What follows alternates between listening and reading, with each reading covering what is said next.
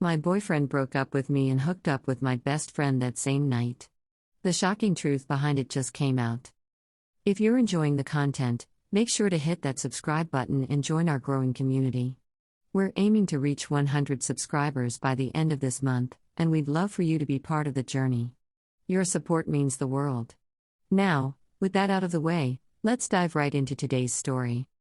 Hey Reddit. When Alex and I started dating, I thought I had finally found my forever person. He was charming, thoughtful, and always knew how to make me laugh. We had been together for nearly 3 years, and while every relationship has its ups and downs, I never doubted his loyalty, until last weekend. It all started on Friday night. Alex and I had plans to grab dinner and talk about a potential trip we'd been planning for months. Instead, he called me out of the blue, his voice unusually cold. "We need to talk," he said. That phrase alone sent my stomach into knots. When we met up, he didn't waste time. "This isn't working anymore," he said bluntly, as if 3 years of memories could be dismissed with a single sentence.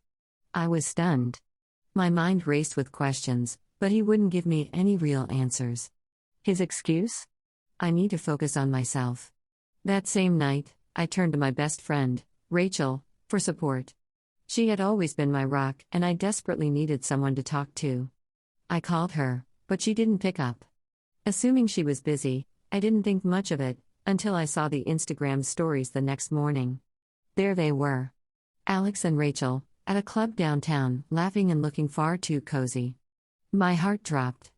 The timestamp on the video confirmed my worst fear: they had been together the same night he broke up with me. I confronted Rachel immediately. At first, she denied everything, calling it a misunderstanding. But as more pictures and videos surfaced, it was impossible to believe her. She eventually admitted that she and Alex had been talking for weeks behind my back. But the betrayal didn't end there. Over the next few days, people began messaging me with more details. A mutual friend confessed that Alex and Rachel had been sneaking around for months, and they weren't even discreet about it.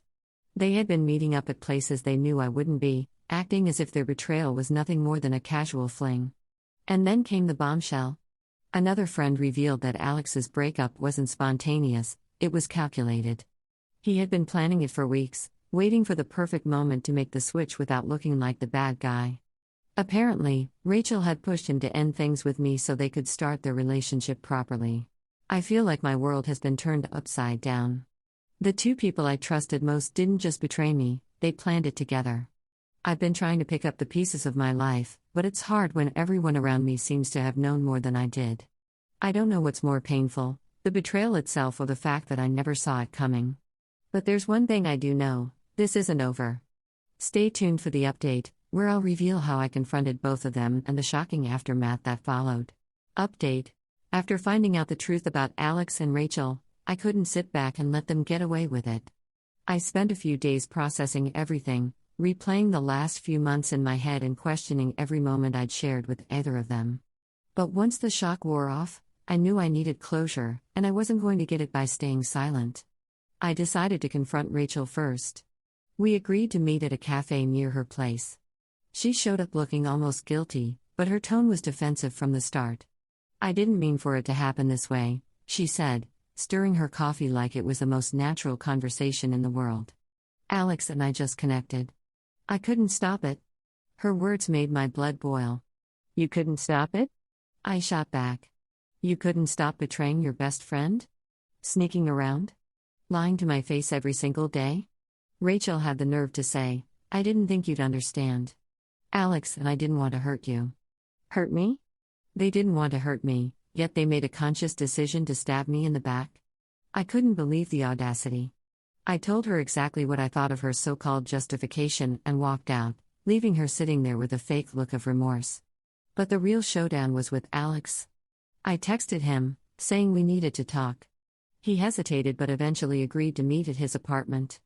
I could feel my heart racing as I stood outside his door, but I was determined not to let him see me break. When he opened the door, he looked surprised, like he didn't expect me to face him head-on. "What do you want to talk about?" he asked, trying to act nonchalant. "You know what this is about," I said, stepping inside. "Why didn't you just tell me the truth? Why lie and sneak around?" Alex sighed, as if he were the victim in all this. I didn't want to hurt you, he said, echoing Rachel's pathetic excuse.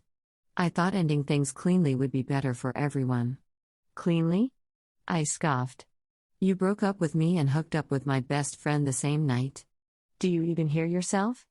He tried to defend himself, claiming that his feelings for Rachel just happened and that he didn't know how to handle it. But the more he talked, the more I realized how little he cared about the pain he caused me.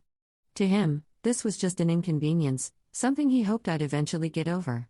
Before I left, I said something I'd been holding in since this all began. I hope you two are happy together, because you deserve each other.